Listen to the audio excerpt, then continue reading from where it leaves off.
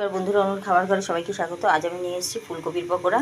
দেখুন, ফুলকপি একটু জলে ভাপ দিয়ে নিয়েছি, তারপরে নিয়েছি বেসন, আর নিয়েছি নুন, লঙ্কার গুঁড়ো, হলুদ, এর সামান্য চিনি, 2-4টে গোটা জিরে। এবার আমি বেসনটাকে খুব ভালো করে ফেটিয়ে নেব অল্প অল্প জল দিয়ে। দেখুন, তার মাঝে আমি তেল বসিয়ে দিয়েছি, তেলটা হয়ে এসছে। বেসনটাকে আমি খুব ভালো করে ফেটিয়ে নেব।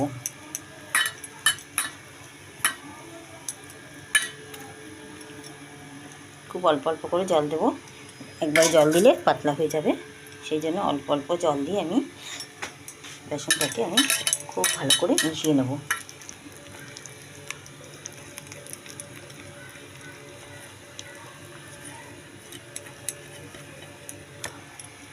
আর একটুখানি জল লাগবে।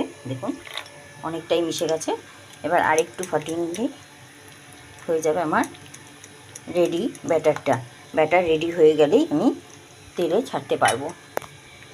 খুব যতটা ফাটাতে পারবো ততটাই আমার এটা ভালো ফুলবে, সফট পকোড়াটা। সেই জন্য আমি ব্যাটারটাকে খুব ভালো করে ফেটিয়ে নিলাম।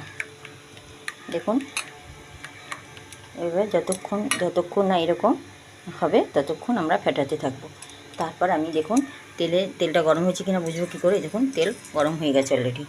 এবারে আমি একটা একটা করে এই ব্যাটারে ডুবিয়ে ডুবিয়ে এক একটা পকোড়াকে ছেড়ে দেবো তেলের মধ্যে। দেখুন,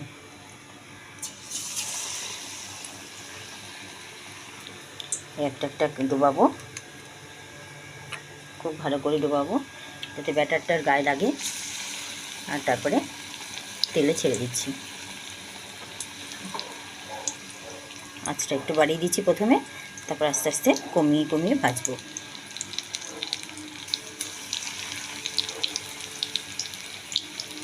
দেখুন বন্ধুরা, যে কটা হচ্ছে আমি মোটামুটি এইভাবে সব কটাই ভেজে নেব, 4-6টা করে। আর যেহেতু বেশি লোক নেই খাবার, আমরা 3জনই খাবো।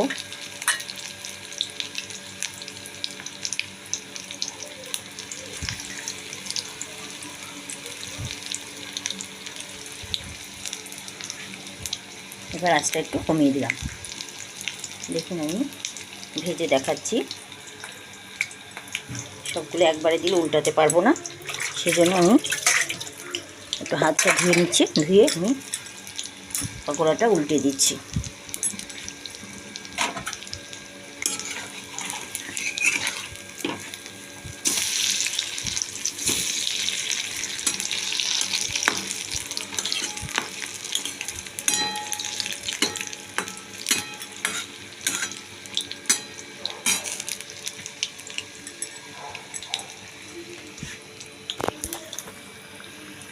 এবার বাড়িয়ে আমি পকোড়াটা পুরো ভেজে তুলে নেব। বাকিগুলো এইভাবেই আমি করে নেব। এটা মুচমুচে লাল হবে আর দারুণ টেস্ট লাগবে। আপনারা চাইলে বেসনের মধ্যে খাবার সোডাও দিতে পারেন, আমি খুব একটা দিই না। তারপরে সুজি দিতে পারেন, চালের গুঁড়ো দিতে পারেন, যে যেভাবে ইচ্ছা। আমি বেসন দিয়ে ভেজে নিলাম। আজকে ডালের সাথে গরম ভাত দিয়ে ভালো লাগবে খেতে। শুধু এই পকোড়া ডাল ভাতও খেয়ে নেওয়া যাবে এক থালা।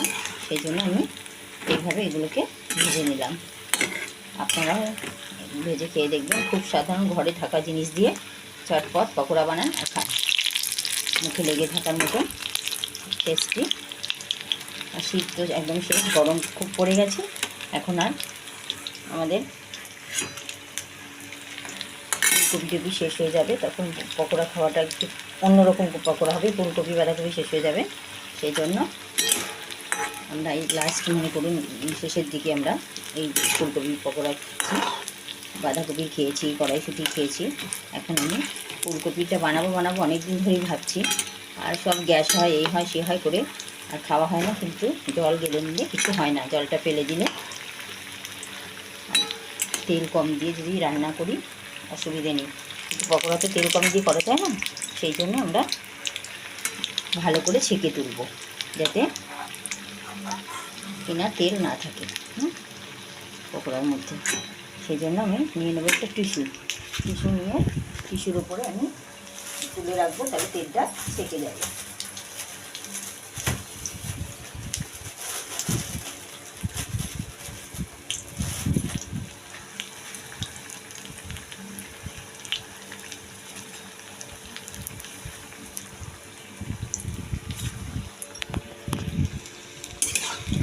পকোড়াগুলো ভাজা হয়ে গেছে, বেশ গোল্ডেন কালার, লালচে লালচে কালার এসে গেছে। এবার বুঝে গেলাম যে এটা ভাজা হয়ে গেল। এরকম কালার এলে বুঝবেন হয়ে গেছে ভাজা। এবার আস্তে আস্তে আঁচ কমিয়ে পকোড়াগুলোকে তুলে নিতে হবে। দেখুন আমি একটা একটা করে সুন্দর করে তেল নিংড়ে আমি এর মধ্যে তুলে নিচ্ছি। দেখুন যাতে একটু তেল না থাকে, এভাবে আমাকে তুলে নিতে হচ্ছে। দেখুন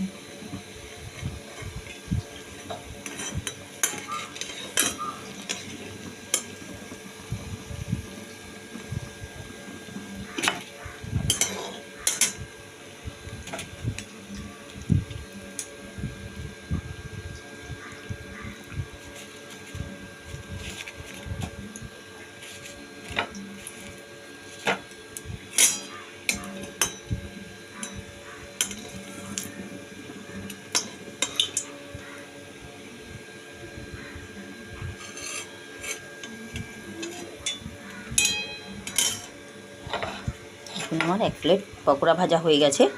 দেখতে কেমন লাগছে দেখুন, আর খেতেও ভালো হয়েছে অবশ্যই। যেভাবে বানিয়েছি এভাবে আপনারা বানিয়ে খেয়ে দেখবেন, খেতে খুব টেস্টি হবে। আর গরম ভাতের সঙ্গে হোক, বিকালে স্ন্যাক্সের সাথে হোক, চা দিয়ে যখন তখন চা বসিয়ে ভেজে খেয়ে নিতে পারবেন, দারুণ ভালো লাগবে।